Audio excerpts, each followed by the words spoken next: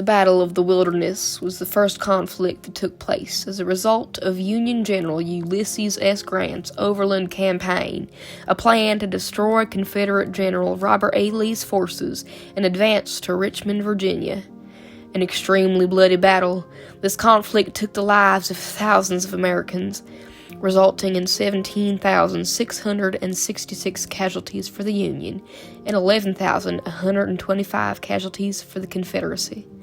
Of these casualties, 2,246 were killed, 12,037 were wounded, and 3,383 went missing or were captured from the Union, along with 1,495 killed, 7,690 wounded, and 1,940 captured and or missing from the Confederacy. The start of the Wilderness Battle on May 5, 1864 is a bit foggy, but it is clear why Grant was marching through the wilderness on the Rapidan River's southern bank in northern Virginia.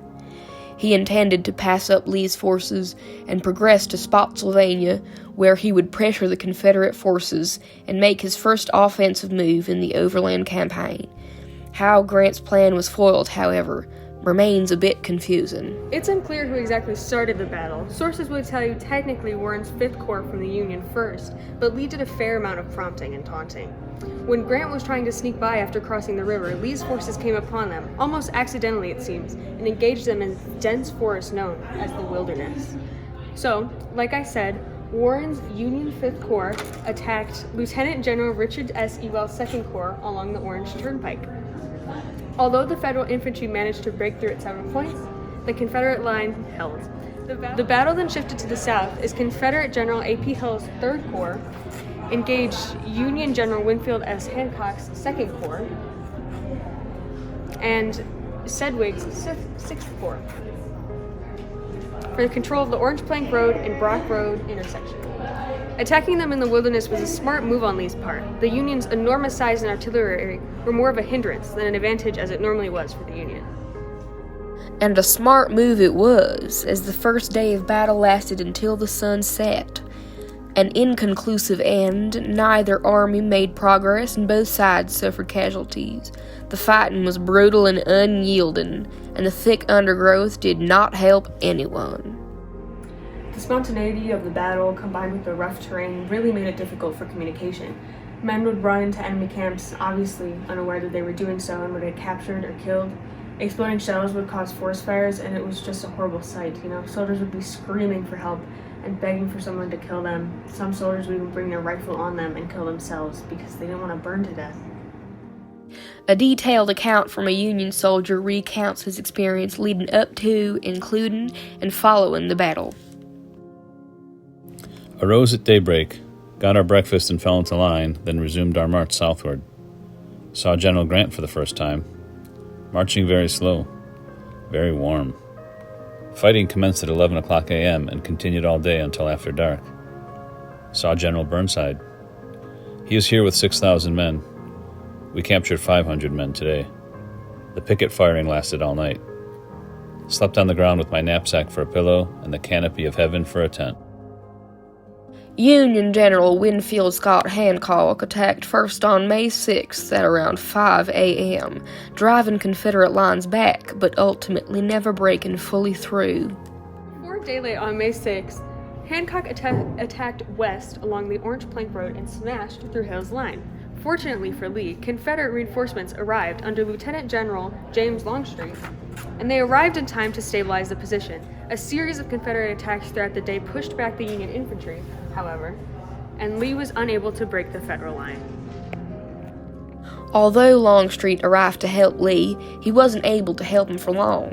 One of his own soldiers shot Longstreet in the shoulder after mistaking him for a Union soldier. He would be out of commission for 5 months. Even after the loss of Longstreet from the battlefield, the Union still was incapable of breaking through the Confederate forces. Lee then ordered an attack, and the exposed right flank of the Union was compromised. Union soldiers were fleeing the battle and running back to headquarters, frantically telling everyone that they lost and defeat was inevitable, but they didn't stay long enough. Grant held his position, and eventually both armies were secured behind their barricades, waiting for the other side to make a move. Much of Grant's kind of stubbornness and refusal not to surrender their position led to heavy casualties. But I guess that's the point, because the Union had such high numbers that more casualties were expendable to them. Another account from the same Union soldier as before was recorded on the second day of battle. The fighting commenced at daylight. The cannons roared like thunder. Several charges were made, but very little was accomplished on either side. Captain Billings of my own company and Nicholas Beck, my old bunkmate, were both killed by the same shell, and several more comrades belonging to Company F of our regiment were killed and wounded. The Provost Guard were deployed as skirmishers in the rear of line of battle to take charge of the prisoners, if any taken, and to hold the stragglers in check. Our lines were broken. The rebels made a grand charge on the 1st Division of the old 6th Corps, and after a hard struggle our line was broken and driven back, but the Provost Guard fixed bayonets and stopped every man. Our line was soon formed again, and at dark, the old 6th Corps charged on the rebels and drove them out of the breastworks they had taken from us before 10 o'clock in the evening. The next morning, May 7th, 1864, brought an inconclusive end to the battle. Rather than retreat, Grant elected to continue the campaign. He issued orders on the morning of May 7th to disengage and march to Spotsylvania Courthouse in an effort to get between Lee and Richmond. You know, there's that story that when soldiers realized they were marching south and not retreating, they all started cheering for Grant, and they really gained respect for him that day, you know. The overland campaign was hardly over, though. Union morale and trust in Grant would be really tested in battles like Cold Harbor or North Anna River. Ultimately, the Battle of the Wilderness was a crucial aspect of Grant's overland campaign. The sufferings the soldiers had to face should never be overlooked or taken for granted in the eyes of Americans. God bless y'all, and God bless America.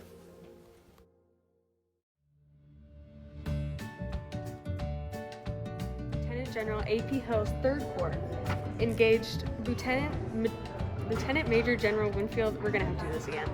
Where's my bayonet? I can't freaking. Okay. Before, just do it again. Flip it around. Oh no! Oh no! Oh no! That's what I was saying. Okay. Okay, first I'm gonna come and stab you. Okay, stab me over here. Help me. Help. I don't know how to act dead. Well, you're not dead yet. Well, yeah, but I don't know how to act sufferingly. Before daylight on May 6th, Hancock attacked west along the Orange Plank Road and smashed through Hill's line.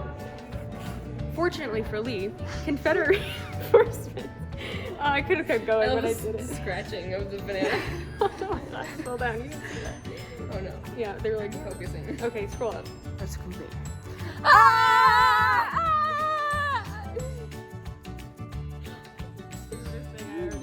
To focus. Listen. Please go bloopers. Oh yeah, Yeah, we're you know having a what? lot of Just bloopers.